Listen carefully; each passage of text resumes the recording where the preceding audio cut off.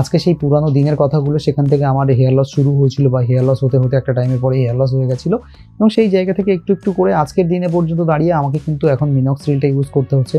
আর hair transplant আপনাকে খুব সুন্দর একটা হেলদি লাইফস্টাইলে কিন্তু এগিয়ে নিয়ে যেতে সাহায্য করবে। যখন আপনি হেয়ার ট্রান্সপ্লান্ট করবেন না, তখন কিন্তু আপনি আপনার হেয়ারগুলোকে কেয়ার করার জন্য একটু সময় স্পেন্ড করবেন, কারণ এই যে আপনার মাথার হেয়ারগুলো আছে, এগুলোকে যদি একটু সময় দিয়ে আমরা কেয়ার করতে পারি না, বিশ্বাস করুন খুব ভালো রাখা যায়। সেই সঙ্গে সঙ্গে আমাদের হরমোনাল যে চেঞ্জের কথা বললাম না, চেঞ্জেস যেটা হয় যে একটা এজের পরে আমাদের হরমোনাল চেঞ্জেস হতে থাকে, তো সেই সময় না আমাদের কিন্তু টেস্টোস্টেরন লেভেল বেড়ে যেতে থাকে, তো টেস্টোস্টেরনটাকে কমাতে হতে পারে, না হলে কিন্তু মেল প্যাটার্ন বলনেস ক্রিয়েট হতে পারে।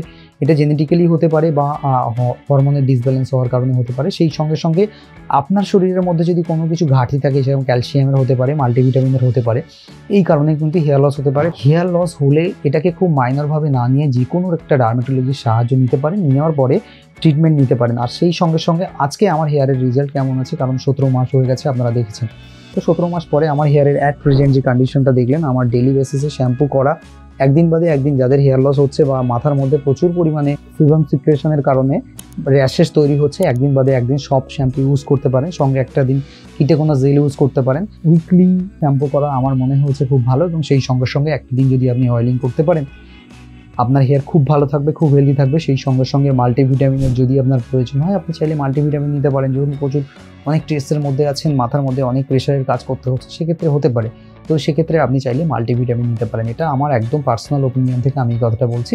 যাই হোক, আজকে রেজাল্টটা কেমন আছে, আপনারা খুব বেশি করে প্রশ্ন করেছেন দাদা রে। আমি একটা জিনিস দেখলাম, যখন হেয়ার ট্রান্সপ্লান্ট আপনি করবেন না, আপনার মাথার সামনের হেয়ারগুলো অনেকটা শক্ত থাকবে, পিছনের হেয়ারগুলো ঠিক যেমনটা থাকে না।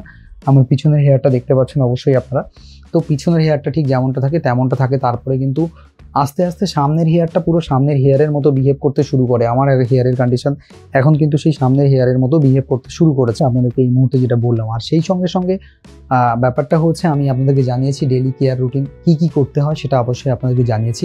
আর আজকে 17 মাস পরে এসে আমার হেয়ারের রেজাল্ট কেমন আছে সেটা আপনাদেরকে দেখানোর চেষ্টা করব। আপনারা হয়তো দেখতেই পাচ্ছেন স্ক্রিনে যে 17 মাস পরে আমার হেয়ারের রেজাল্টটা ঠিক এই মুহূর্তে কেমন আছে বা কী পর্যায়ে আমার হেয়ারের রেজাল্টটা আছে। অবশ্যই আপনারা যারা হেয়ার ট্রান্সপ্লান্ট করতে চাইছেন বা হেয়ার ট্রান্সপ্লান্ট করবেন ভাবছেন, আমি কলকাতা থেকে হেয়ার ট্রান্সপ্লান্ট করেছি আর আমার মাত্র 60,000 টাকা খরচ হয়েছিল, আর আজকের দিন দাঁড়িয়ে রেজাল্টটা আপনাদের সামনেই খুব এলোমেলো করে রেজাল্টগুলো দেখাচ্ছি। দেখুন, হেয়ারগুলো যখন হার্ড ছিল তখন হয়তো অনেকটা বেশি কোয়ালিটি বলতেন, আপনারা কমেন্ট করতেন। এখন অনেকেই বলছেন হেয়ার অনেকটা কমেছে, কিন্তু না, হেয়ার লস আমার হয়নি। হেয়ারগুলো দেখুন না, যেমনভাবে আমি হেয়ারগুলোকে রেখেছি ঠিক তেমনভাবে হেয়ারগুলো থাকার জন্য রেডি হয়ে গেছে, একদম দেখতে পাচ্ছেন। তো এটা হচ্ছে বেসিক্যালি ব্যাপার, যে হেয়ার ট্রান্সপ্লান্টের খুব কিছুদিন পরে বা 17 মাস পরে এসে আমার হেয়ারগুলো ঠিক আগের মতোই কন্ডিশনে চলে গেছে। আমি চাইলে যেমন খুশি তেমন হেয়ার স্টাইল করতে পারি, আমি চাইলে উপরে রাখতে পারি, আমি চাইলে এগুলোকে নিচেও নামাতে পারি, তো এটাতে কোনো অসুবিধা আমার খুব একটা হয় না। অবশ্যই আপনাদের যাদের হেয়ারের সমস্যা হচ্ছে, আমার স্ক্রিনে হোয়াটসঅ্যাপ নাম্বার দেওয়া আছে, আমার ডিসক্রিপশানে হোয়াটসঅ্যাপ নাম্বার দেওয়া আছে, আমাকে হোয়াটসঅ্যাপ করতে পারেন এবং কমেন্ট করে জানাতে পারেন আপনাদের হেয়ারের ঠিক কী সমস্যা হচ্ছে এবং পরবর্তীতে আপনারা কী কী জানতে চাইছেন। আজকে একটা ছোট্ট করে আপনাদেরকে জানাতে চাইলাম আমার 17 মাসে প্লাস রেজাল্ট, এবং সেই সঙ্গে সঙ্গে আপনি হেয়ার কেয়ারটাকে একটা যদি রুটিনের মধ্যে রাখতে পারেন, উইকলি যদি একবার অয়েলিং এবং সেই সঙ্গে সঙ্গে যে কোনো অ্যালকোহল বা এসএলএস ফ্রি শ্যাম্পু ইউজ করুন, সব শ্যাম্পু ইউজ করুন, চাইলে কিটেকোনা জেল শ্যাম্পু একদিন ইউজ করুন, এবং হ্যাঁ, সেই সঙ্গে সঙ্গে আপনার কেন হেয়ার লস হচ্ছে এটা ফাইন্ড আউট করার জন্য অবশ্যই কোনো ডাক্তারবাবুর পরামর্শ নিতে পারেন।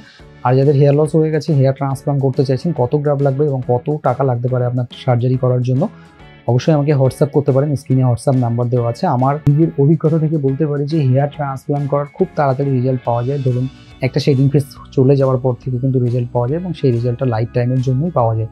এমন নয় যে হেয়ারটা আপনার ঝরে যেতে শুরু করবে, হেয়ারটা হয়তো আগের মতোভাবে আবার ফিরে আসার চেষ্টা করবে, এবং যেহেতু সামনের হেয়ার পিছনের হেয়ার এনে সামনে বসানো হচ্ছে, তো সেগুলো না সামনের হেয়ারের মতো বিহেভ করবে। অবশ্যই এই ধরনের ইনফরমেশনটা পেতে চ্যানেলটিকে অবশ্যই সাবস্ক্রাইব করে সঙ্গে থাকবেন, আর ভিডিওটা ভালো লাগলে অনেক অনেক লাইক করে জানাবেন, আর কমেন্ট করতে ভুলবেন না, কারণ আপনাদের একটা কমেন্ট আমাকে অনেকটা মোটিভেট করে এই ধরনের ভিডিওগুলো বানানোর জন্য। ভিডিওটা দেখার জন্য আপনাদেরকে অসংখ্য ধন্যবাদ জানাচ্ছি।